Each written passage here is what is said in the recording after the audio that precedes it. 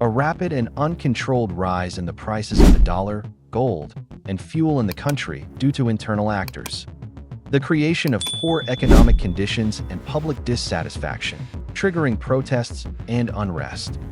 A large number of unknown, trained armed groups are entering Iran through the country's eastern borders. Weapons that were previously smuggled into Iran by Israel and stored in warehouses will be made available to the insurgents.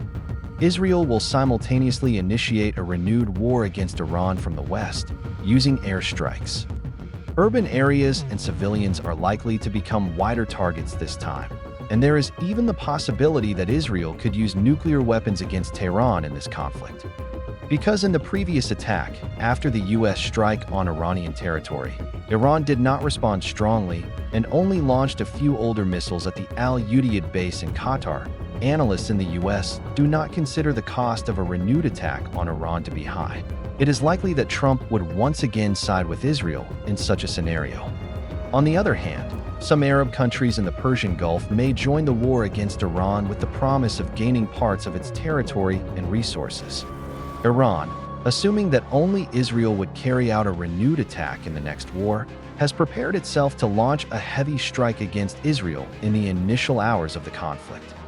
However, Iran has not taken into account that, simultaneously with Israeli attacks, unknown armed domestic groups, Arab countries in the Persian Gulf, and U.S. military bases stationed in the Middle East would also launch attacks against Iran.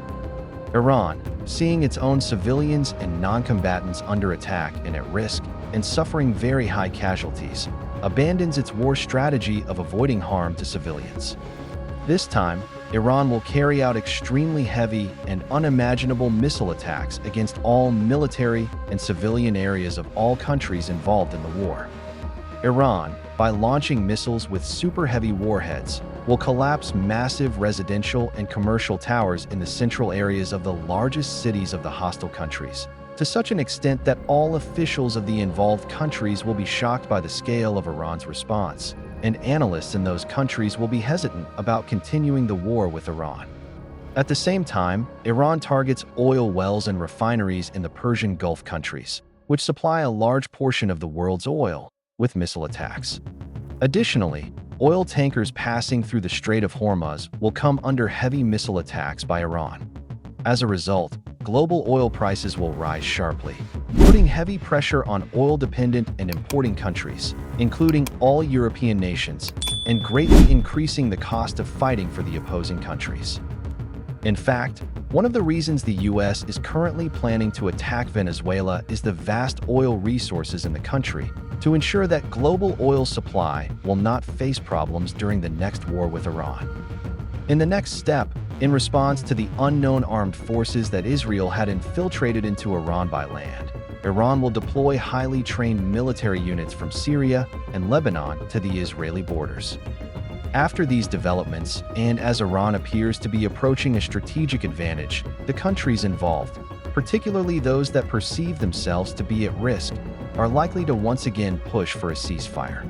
However, from this perspective, Iran may refuse such proposals this time, and, citing the high number of civilian casualties, could pursue a significant response against Israel. Iran is likely, in the final hours of the war, to directly target Israeli territory using highly powerful nuclear missiles that it has secretly acquired from North Korea in recent months, destroying large parts of Israeli cities. Following such a major response from Iran, Israel would likely collapse in terms of its political and economic structures, and it is possible that the name Israel would no longer be heard in the same form afterward. All countries involved in the war against Iran that witnessed this situation would, out of fear that such nuclear missiles could strike their own territory, quickly surrender and declare a ceasefire.